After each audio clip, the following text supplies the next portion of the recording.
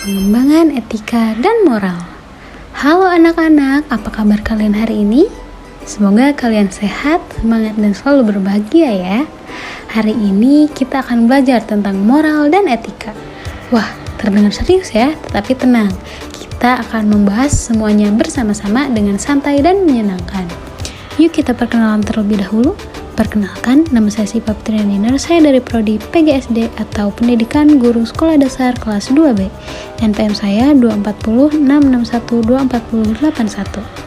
Nah, teman-teman, mari kita langsung masuk ke pembahasannya. Nah, jadi apa itu moral? Moral secara etimologi berasal dari bahasa Latin, yakni mos atau jamak, atau bisa disebut juga mores, yang berarti kebiasaan atau adat.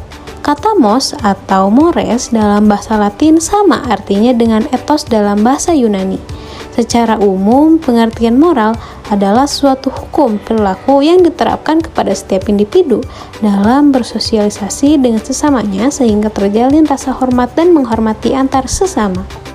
Nah, berikut beberapa pengertian moral yang banyak bermunculan seperti yang dirumuskan oleh beberapa ahli berikut ini. Yang pertama, menurut Chaplin, tahun 2006, moral mengacu pada akhlak yang sesuai dengan peraturan sosial atau menyangkut hukum atau adat kebiasaan yang mengatur tingkah laku. Sebagai contohnya ada pada gambar di sini. Di sini ada seorang nenek dan seorang anak. Anak yang mau melewati nenek tersebut bilang, "Permisi ya nek." Lalu nenek pun menjawab dengan senang hati, "Iya nak, hati-hati ya." Nah, hal tersebut mencerminkan pengertian moral menurut Chaplin tahun 2006. Lalu yang kedua, menurut Harlock, definisi moral adalah perilaku yang sesuai dengan kode moral kelompok sosial. Moral sendiri berarti tata cara, kebiasaan, dan adat perilaku. Moral dikendalikan konsep-konsep moral atau perilaku-perilaku yang telah menjadi kebiasaan bagi anggota atau suatu budaya. Lalu yang terakhir menurut Wantah tahun 2005, pengertian moral adalah sesuatu yang berkaitan atau ada hubungannya dengan kemampuan menentukan benar dan salah dan baik atau buruknya tingkah laku. Nah, slide selanjutnya yaitu jenis-jenis moral. 1. Ada moral ketuhanan. Moral ketuhanan adalah segala sesuatu yang berhubungan dengan tingkat religius atau keagamaan. Nah, seperti halnya seseorang yang berdasarkan pada ajaran agama tertentu serta sepengaruhnya pada diri seseorang. Moral ketuhanan diwujudkan dalam cara menghargai sesama manusia, hidup rukun dengan orang lain yang memiliki agama yang berbeda, serta caranya dalam menghargai agama lain. Nah, maka kita harus mampu memiliki sikap toleransi pada agama yang berbeda-beda itu. Lalu yang kedua yaitu moral ideologi dan filsafat. Moral ideologi dan filsafat adalah segala hal yang berhubungan dengan loyalitas pada cita-cita bangsa dan negara, serta semangat kebangsaan yang dimiliki. Perwujudan moral, ideologi, dan filsafat menjunjung tinggi dasar negara Pancasila, serta menolak ideologi asing yang ingin merubah negara Indonesia. Lalu yang ketiga, moral etika dan keasusilaan. Moral etika dan keasusilaan adalah segala hal yang berkaitan dengan keasusilaan dan etika yang dijunjung suatu bangsa, masyarakat, serta negara baik secara tradisi maupun budaya. Maka moral etika dan keasusilaan diwujudkan ketika seseorang menghargai orang lain yang memiliki perbedaan pendapat. Lalu yang terakhir yaitu moral disiplin dan hukum. Moral disiplin dan hukum adalah segala hal yang berkaitan dengan kode etik dan profesionalitas serta hukum yang berlaku di tengah suatu masyarakat atau negara. Nah, seperti gambar di atas, perwujudan jenis moral ini adalah dengan melakukan aktivitas sesuai aturan yang berlaku, seperti menggunakan perlengkapan sesuai dengan hukum lalu lintas ketika berkendara. Jika kita taat lalu lintas, kita selamat sampai tujuan. Nah, slide selanjutnya, menurut Laura Kohlberg, dalam teori perkembangan moral membagi menjadi 3 tahap, yaitu tahap pertama, tahap prakonvensional, usianya 4-10 tahun. Pada tahap perkembangan ini, aturan-aturan Dan ungkapan-ungkapan moral masih ditafsirkan oleh individu atau anak berdasarkan akibat fisik yang akan diterimanya, baik itu berupa sesuatu yang menyakitkan atau kenikmatan. Pada tingkat ini terdapat dua tahap, yaitu tahap orientasi hukuman dan kepatuhan serta orientasi relativitas instrumental. Lalu yang kedua, tingkat konvensional, 10-13 tahun. Tahap perkembangan moral yang aturan-aturan dan ungkapan-ungkapan moral dipatuhi atas dasar menuruti harapan keluarga, kelompok, atau masyarakat.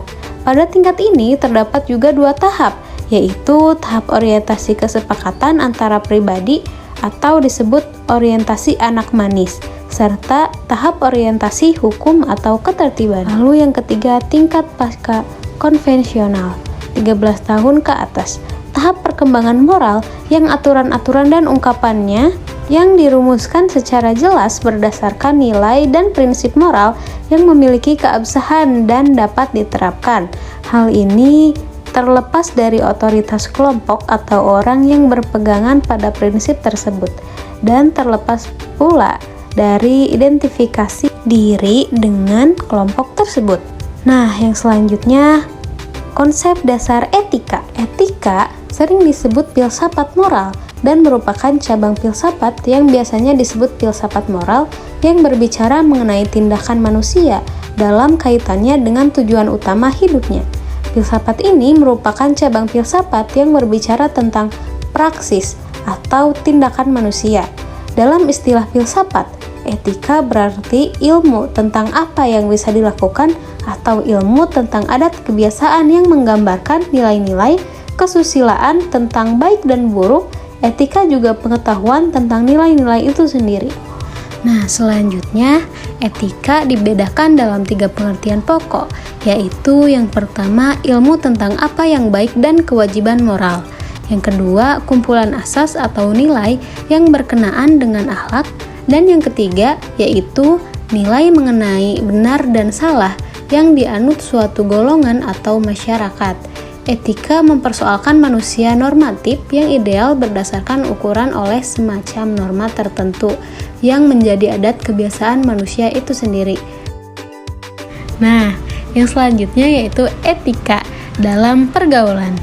Etik menyangkut cara perbuatan yang harus dilakukan oleh seseorang atau kelompok tertentu, yang berarti moral, yaitu memberikan norma tentang perbuatan. Etika menyangkut apakah suatu perbuatan bisa dilakukan antara ya dan tidak, yaitu apakah perbuatan itu sudah sesuai norma atau tidak. Adapun istilah etiket berasal dari bahasa Prancis, yaitu etiquette, yang berarti kartu undangan yang lazim yang dipakai oleh raja-raja Prancis apabila mengadakan pesta. Menurut Widaningsih dan Rijal tahun 2011. Nah, setelah materi yang telah dipaparkan tadi, dapat disimpulkan bahwa perkembangan moral dan etika adalah sebuah proses bertahap yang dimulai sejak kita kecil melalui bimbingan orang tua, guru, dan pengalaman hidup. Kita belajar membedakan mana yang baik dan mana yang buruk, serta bagaimana bersikap dengan benar. Moral mengajarkan nilai-nilai kebaikan, sedangkan etika menuntut kita untuk menerapkan dalam kehidupan sehari-hari dengan membiasakan sikap jujur, bertanggung jawab, dan peduli pada orang lain. Kita sedang membangun karakter yang kuat dan menjadi pribadi yang baik untuk masa depan.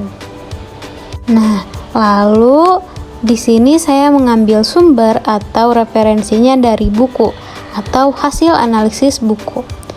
Kalian bisa lihat sendiri di sini judul buku, penulisnya, dan tahun terbitnya. Sekian dari saya. Wassalamualaikum warahmatullahi wabarakatuh. Bye teman-teman.